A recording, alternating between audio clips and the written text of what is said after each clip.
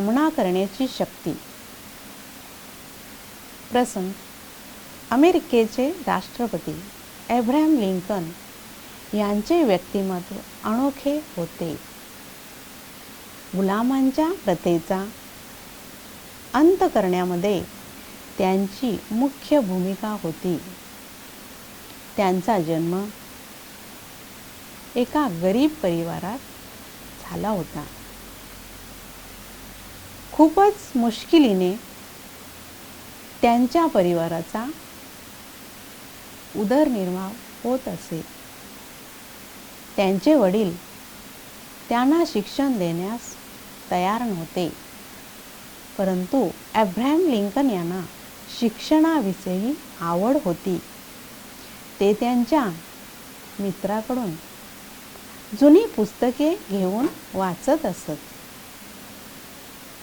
अशा आर्थिक परिस्थितीतच ते 9 वर्षाचे असताना त्यांच्या आईचा मृत्यू झाला.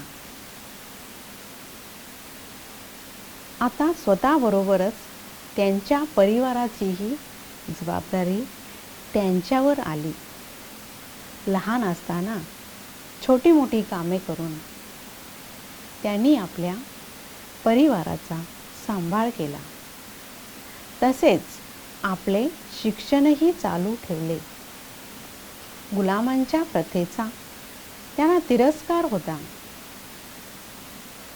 ही प्रथा नष्ट करण्यासाठी त्यांनी अथक प्रयत्न केले. यासाठी राजनैतिक अधिकार असणे आवश्यक आहे, म्हणून ते निवडणूक लढले.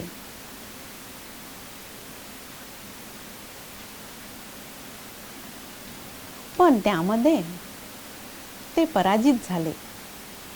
परंतु या पराजयाने ते निराश नाही झाले.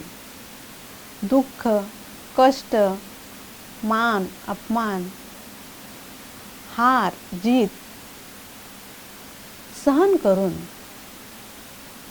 ते 8 वेळा निवडणुकीत पराभूत झाल्यानंतर 1861 मध्ये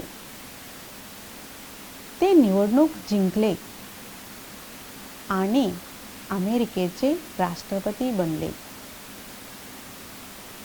मनुष्य जीवन हे सागरातील नौकेप्रमाणे आहे. सागरामध्ये लाटा तर येणारच. याचप्रमाणे जीवनात समस्या परिस्थितींचा सामना करावा लागणारच. ते तर स्वाभाविक आहे. ज्यांचे मन दुर्बळ असते त्या व्यक्ती समस्यांना घाबरतात आणि जीवनाला ओझे समजून निराश होतात. परंतु दृढ इच्छाशक्ती असणाऱ्या व्यक्ती या सगळ्याला परीक्षा, खेळ, प्रगतीचा आधार समजून स्वीकार करतात. प्रत्येक चांगल्या कामात यशस्वी होण्यासाठी परीक्षा तर द्यावीच लागते. म्हणूनच जितक्या समस्यांचा आपण सामना करतो तेवढी आपली आंतरिक शक्ती वाढते.